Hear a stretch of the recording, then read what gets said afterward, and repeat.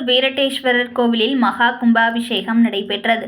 Helicopter மூலம் கோபுர கலசங்கள் மீது பூக்கள் தூவியும், ட்ரோன் மூலம் பக்தர்கள் மீது புனித நீர் தெளிக்கப்பட்டு, பக்தர்கள் மற்றும் தருமபுர ஆதீனம் உள்ளிட்ட ஆயிரக்கணக்கான பக்தர்கள் சுவாமி தரிசனம் செய்தனர்.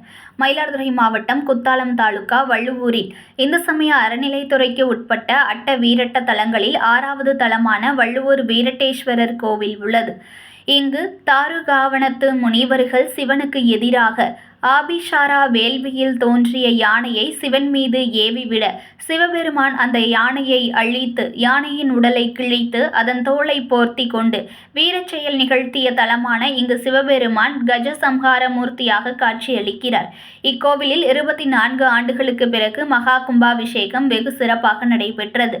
43 யாக குண்டங்கள் அமைக்கப்பட்டு 6 கால யாகசாலை பூஜைகள் நடைபெற்றது. 6ஆம் கால யாகசாலை பூஜையில் பூரணாகுதி மகா தீபாராதனை நடைபெற்றது. இதனைத் தொடர்ந்து பூஜிக்கப்பட்ட புனித நீர் அடங்கிய கடங்களை சிவாச்சாரியார்கள் தலையில் சுமந்து கோவிலை சுற்றி வந்து விமான கும்பத்தை அடைந்தனர்.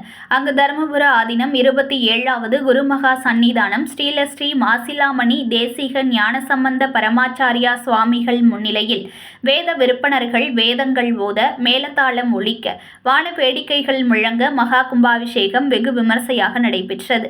அப்போது அதிமுக முன்னாள் மாவட்ட செயலாளர் VGK செந்தில்நாதன், பால் வியாபாரிகள் சங்க தலைவர் VGK மணிகண்டன் அறநிலையத்துறை ஏற்பாட்டில் ஹெலிகாப்டர் மூலம் கோபுர கலசங்கள் மீது பூக்களை தூவியும், ட்ரோன் மூலம் பக்தர்கள் மீது புனித நீர் தெளிக்கப்பட்டது.